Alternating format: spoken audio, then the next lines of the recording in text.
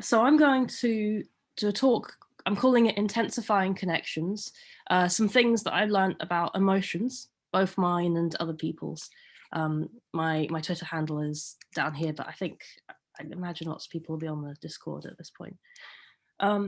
So a couple of years ago, Autscape 2019, I did a talk called Intense Connections, mostly about the ways that we as autistic people can sometimes connect really intensely with each other, and also about Damien Milton's double empathy problem and some research that's been coming up around that with Catherine Crompton. So very briefly, the double empathy problem is the idea that people who have very different experiences of the world might struggle to connect and communicate with each other.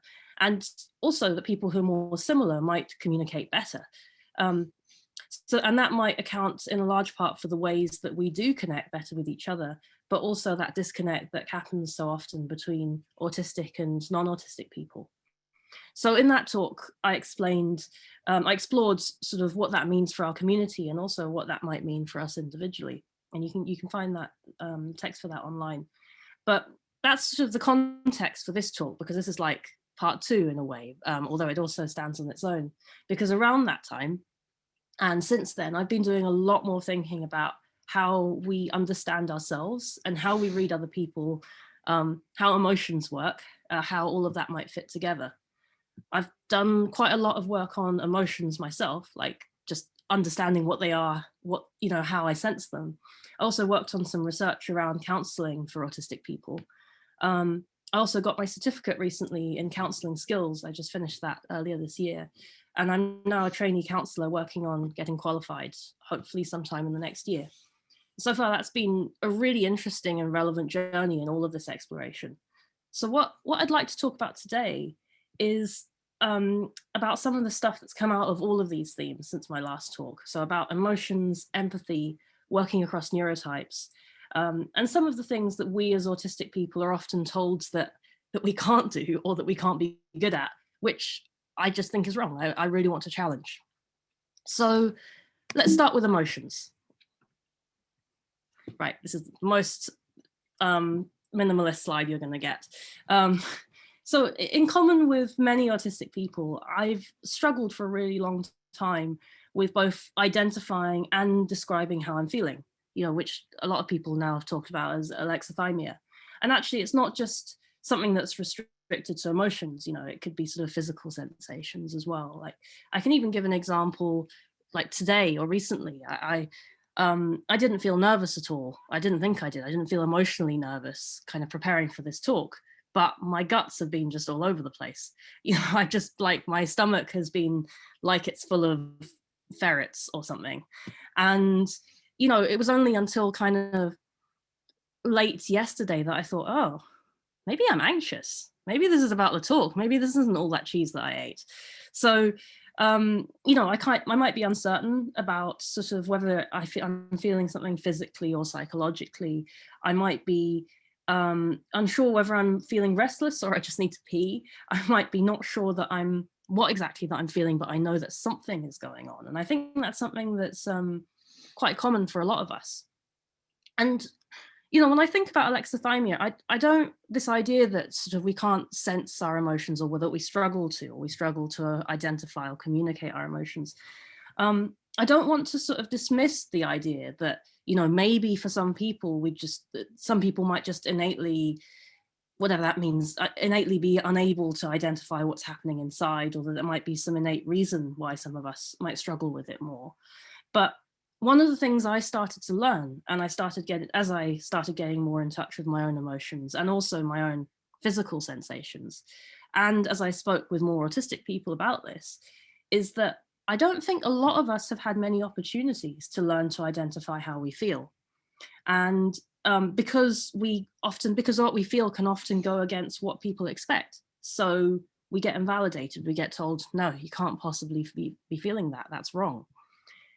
So an example of this can be, things like growing up trying to describe things like, oh, this tag on my shirt feels really sore, or, that birthday surprise was terrifying, I hated it, or like eye contact is it's overwhelming. It's like, I'm going to drop everything if I make eye contact.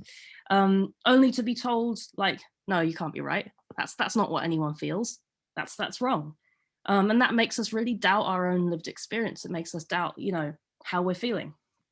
So I actually also have a related example when it comes to pain.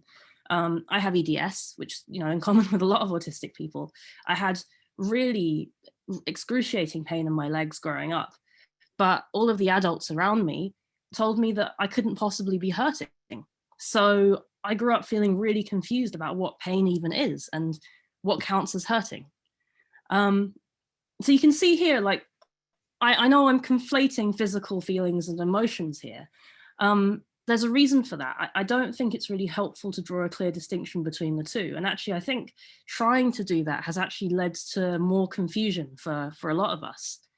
Most of us have, probably heard of the term hangry, this idea that you're hungry and angry at the same time. And, lots of people get like that, right? Lots of people are grumpy when we're tired. Also the other way around, like the example I gave earlier, like anxiety and fear can cause stomach upsets, it can cause headaches. I get like whole body aches when I've had a really emotionally difficult time. There's all sorts of other things as well, like excitement can cause very similar feelings to anxiety and can make us feel really restless or jumpy. So even, related emotional states, some of which we might like and some we don't like, might be similar.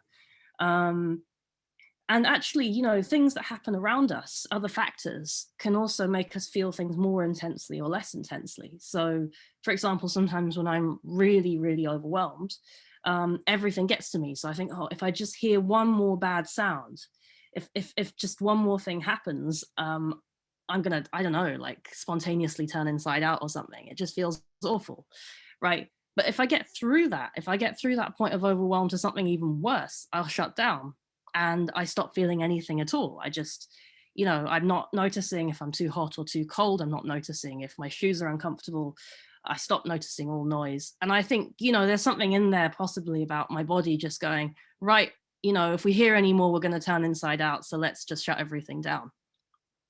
So I realized that, at least for myself, that maybe I didn't grow up having the tools or the validation to actually understand or communicate my own emotions and other feelings as well. And that might be true for lots of us. So what do we do with that, right? We got to this point, and if we haven't had all of this practice that non-autistic people might have had, what do we do? For me, I was lucky to have some really good counselling, and that included a lot of work around focusing on how I was feeling in the moment, sort of really allowing myself to experience those feelings, being in a safe space to be able to do that, and figure out where those feelings might be in their body, in my body, how those feelings are, and then just kind of come up with basically any words or images or movement or anything to sort of describe them, whether to someone else or just even to myself. In the process of writing this talk, I was struggling quite a lot because I had to write the talk. I had like 3 days left, but I was doing this woodworking project and I was completely hyper focused on that. I just couldn't think about anything else. And also the weather was really nice. It was quite hot as well. So I was kind of sitting trying to do the talk and really struggling. I just had a lot going on. And so I keep pressing for the new slide, and here we go. So I was kind of sat and I thought, okay, let's actually use what I'm writing about here. What am I feeling?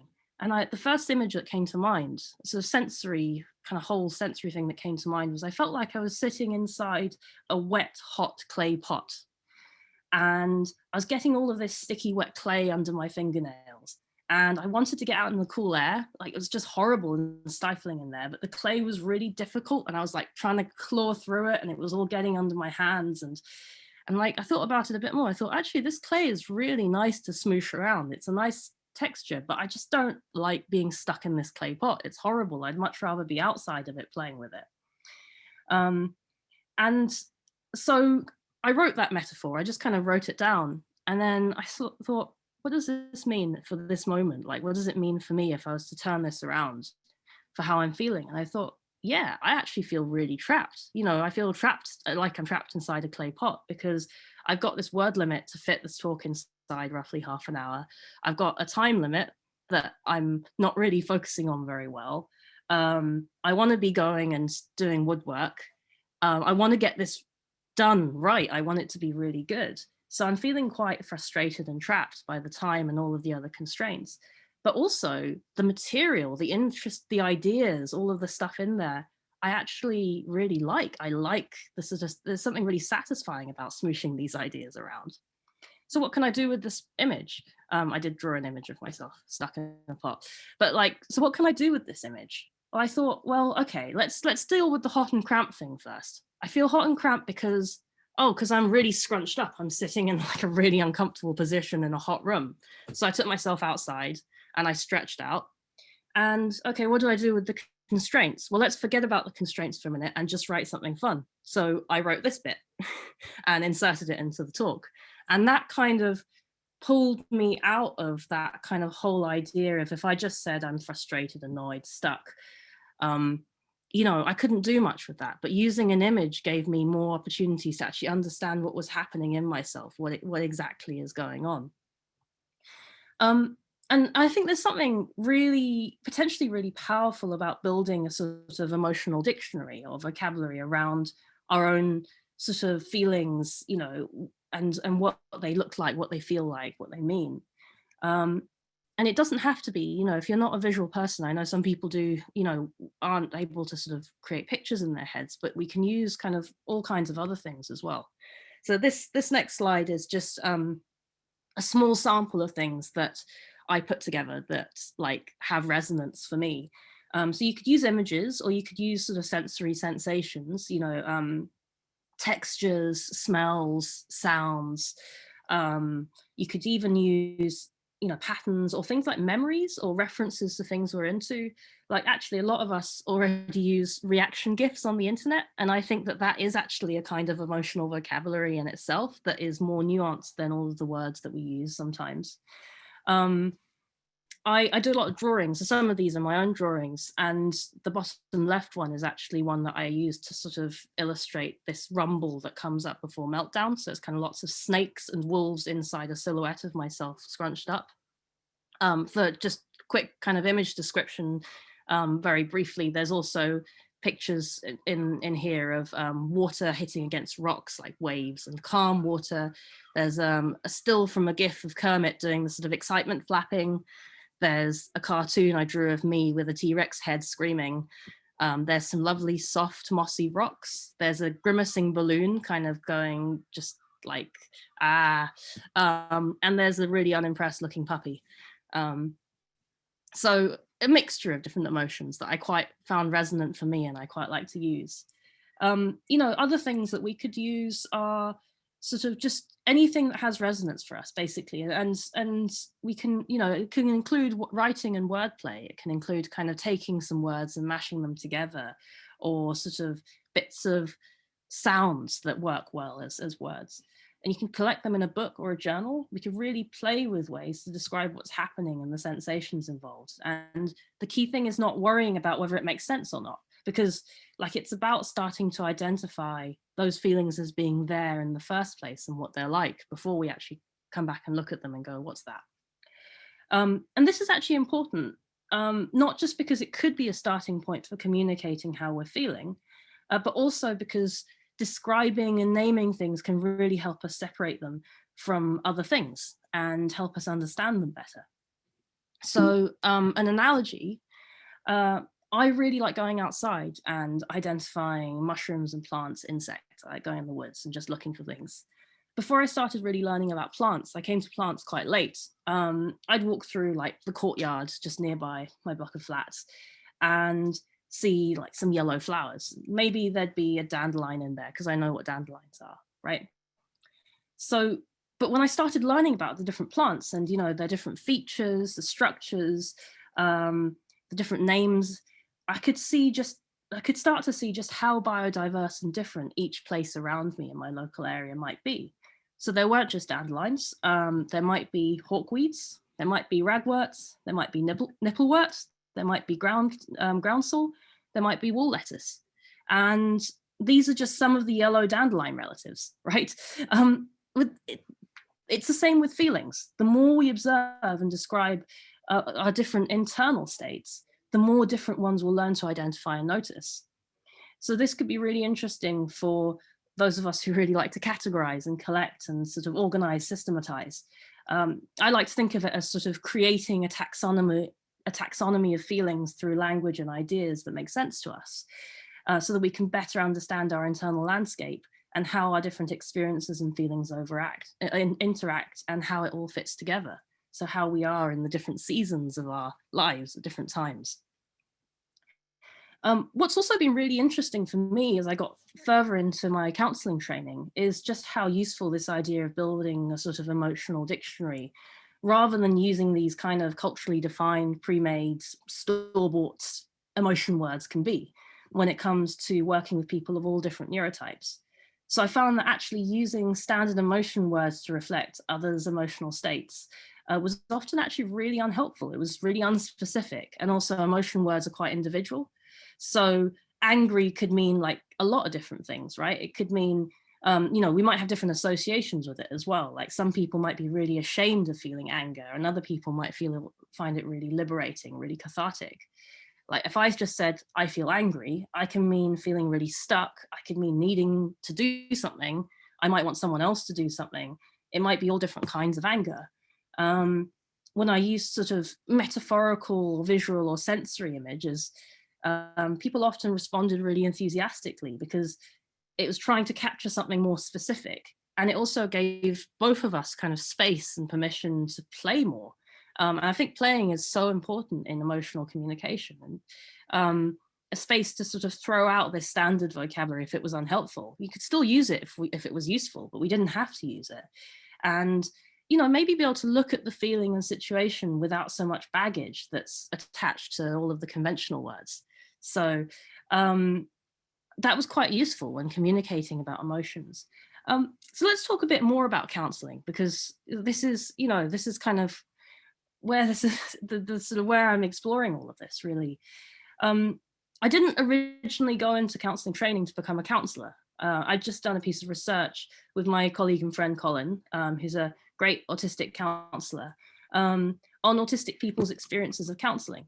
And I was thinking about the double empathy problem and how, if non-autistic people maybe aren't doing the work enough to understand us as us autistic people, what does that mean for professions where people are, trained to be doing the work to understand others? Like they're supposed to be good at this, right? I guess the findings of the research is sadly maybe not that surprising for a lot of folks here. It showed that there were some real problems with autistic people not being understood by counsellors, not being believed, being misread, being invalidated. Also, there were some good experiences, and those experiences often reflected things about having accommodating and validating counsellors who really believed their experience, no matter how unusual it seemed to them. They talked about having maybe autistic or similarly neurodivergent counsellors who didn't make them use the same emotional vocabulary that can be a stumbling block. So basically, I went into counselling training to sort of go, what's happening? How are they training these people? What's even going on here? As a way to sort of see what kinds of insights that might help in terms of training counsellors when it comes to working with autistic people. So my expectations going in was kind of, I thought it'd be interesting. I'd probably still really struggle. I'd probably struggle at the peopling. Maybe I'd connect with any other autistic or similarly neurodivergent people there, but I expected there to be a difficult disconnect when it came to most people. To my surprise, I found that that wasn't really the thing. That wasn't, I hear a bit of background noise here.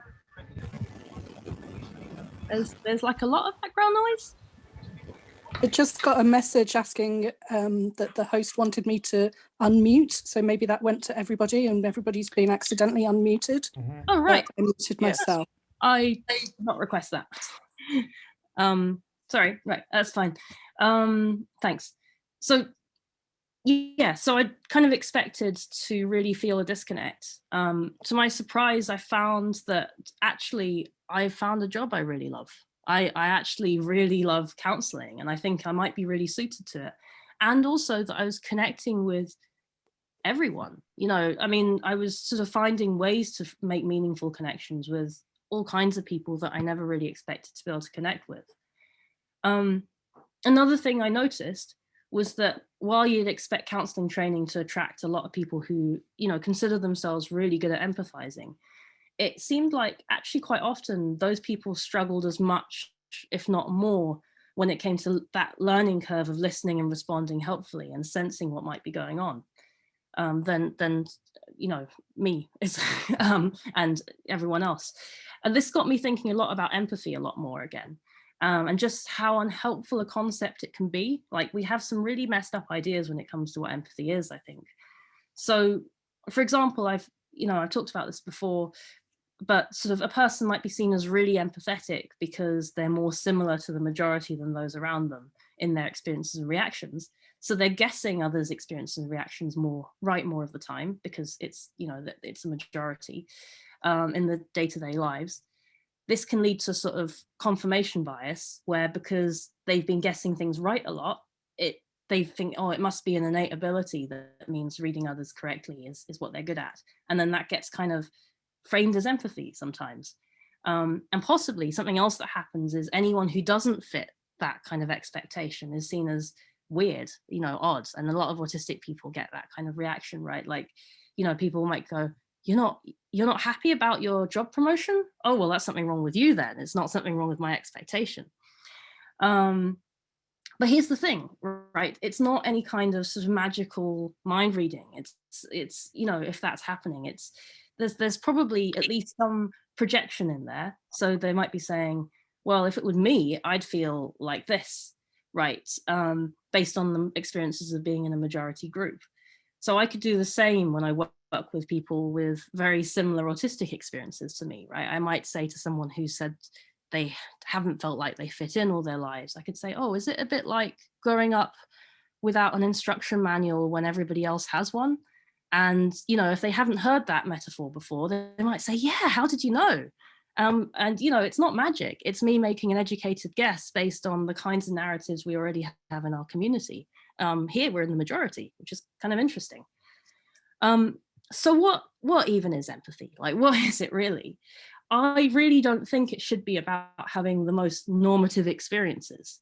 And while we can pick up all kinds of cues from other people, I'm not really sure that there's any kind of magical brain reading going on. I don't know. People sometimes separate empathy into cognitive and affective empathy. So cognitive being the sort of thinky, figure it out kind, and then affective being sort of squishy, I feel it over the ether kind, right? Some people suggest that autistic people might develop the former, they can't do the latter. There's like a bunch of different speculations. A lot of it, I think, kind of maybe a bit tenuous and at times. I think that lots of us might well be quite good at cognitive empathy if it is a separate thing, just because, you know, a lot of us have had to spend a lot of time trying to figure out cognitively how others think and feel, because they're different and we have to do it to survive because we're expected to figure it out. But when it comes to affective empathy, it kind of goes back to what I was saying earlier about not having the tools or given the opportunities to describe feeling states. Like, just because we don't have the words for something, we haven't been given the validation to really sense things from others, doesn't mean that we actually don't sense anything at all. Like, you know, if our body language and how we express ourselves is different to the majority to the extent that we're routinely misread by non-autistic people, that also suggests that affective empathy might also just be about reading relatable cues and assuming they mean the same for other people as they mean for us. So an example being, I cry when I'm upset. This person isn't crying and actually looks really calm, so they can't be upset, even though they're telling me that they are, right? The thing with counselling, though, is that most often it's about working with people who have an experience that doesn't follow conventional normative narratives, or doesn't feel like it does for them. So people don't tend to go to counselling because they feel that they're feeling and reacting exactly how they're expected to, and they feel fine about that, and they probably wouldn't be going to counselling. This means that trainee counsellors who have maybe gotten to believe that they're really empathetic because of the majority bias thing I was describing, they're going to really need to unlearn expecting other people to react the same ways as them. or expecting to know how other people are feeling. At the same time, I think, you know, those of us who tended to believe that we get things wrong all the time and have found that, you know, we find that we have far fewer expectations about how anyone should feel, should react. That's certainly been my experience. Like when somebody says, oh, shouldn't they feel like this? I'm like, why? You know, what's the should about that? And actually, that's actually been a really helpful skill in a way, or a helpful facet going into counselling training, because it's just, you know, there are fewer expectations to deconstruct or unlearn. 5 minutes to go, Sonny. Okay, I'll try and get this in. I quite like to describe my counselling skills training as being like sort of the social skills class that I always needed and that autism services was never actually going to offer me. So basically, none of my class, whether they were autistic or not, knew how to sort of really listen and respond, you know, to the extent that we did later in our training. We were all starting from the very beginning, and there were like skills we learned that were actually really basic, but I think really very rarely recognized as good listening and empathizing skills in everyday life. So for example, one of the most valuable things I learned was that people actually really like to be sure that you're listening to them and understanding. And the only way to do that actually is to be ridiculously explicit. Like we practice summarizing and repeating back and paraphrasing what they just told us, checking that we understood right. And there's definitely like non-spoken stuff in there as well. But a lot of the checking is about not assuming that the speaker knows that you're listening and understanding, and just really communicating that you are. And it strikes me that this is very much because of how differently people read each other. And it's important not to assume anything. So we have to be super clear. And these are things that almost anyone can learn, I think, that everyone can learn. I've been thinking a lot about this meme, some of you might have seen it, that's gone around in the autistic community quite a bit, about how saying sort of autistic folks empathize by relating another's experience to something similar that happened to us. But actually, I think, no, actually everyone does that. We just have been made aware of it, and we're having to do it more explicitly because guessing hasn't worked out very well for us.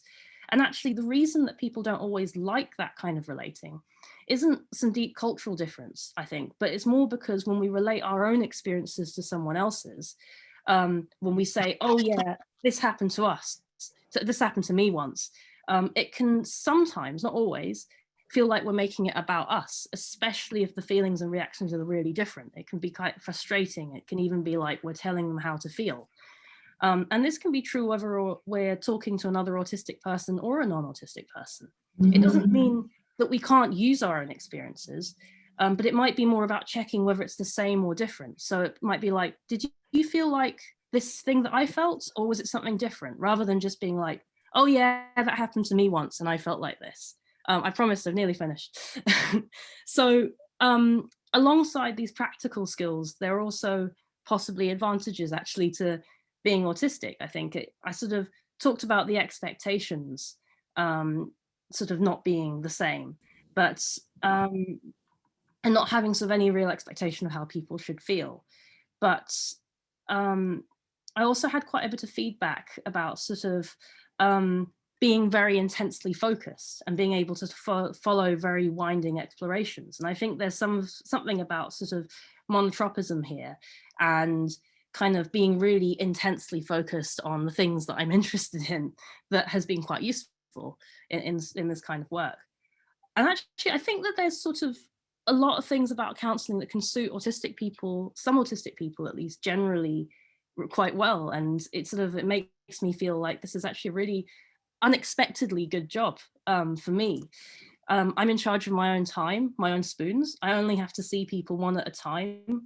We never do small talk. My tutor actually tells us off if we do small talk.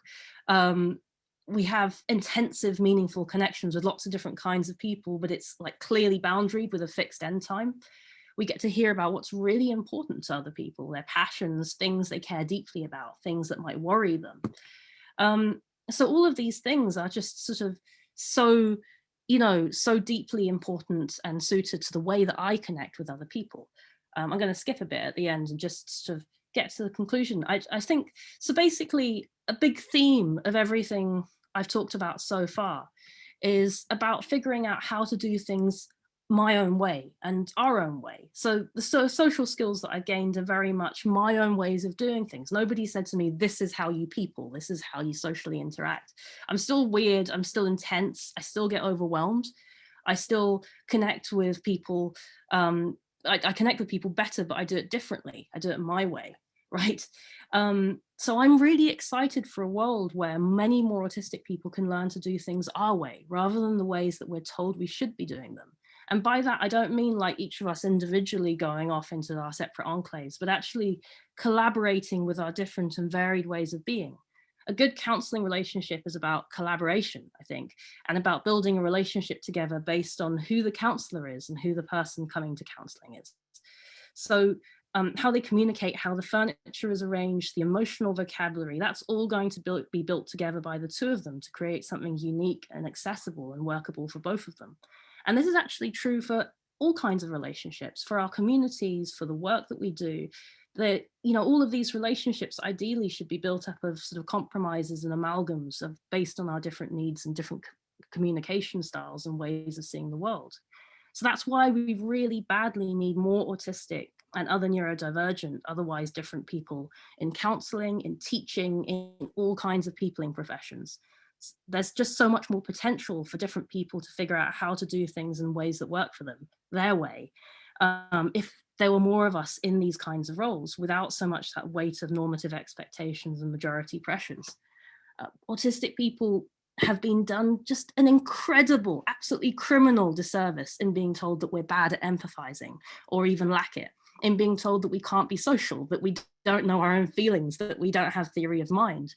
Whatever innate differences or challenges we might or might not have, how can we actually know any of this when we have so rarely been given the tools and the support to really figure out how we might do these things differently in ways that work for us? Just because we experience and do things differently doesn't mean that we can't do them at all. And the world could be all the richer if more people could have the opportunities to explore, figure out ways and vocabularies that work for us and help other people to do the same.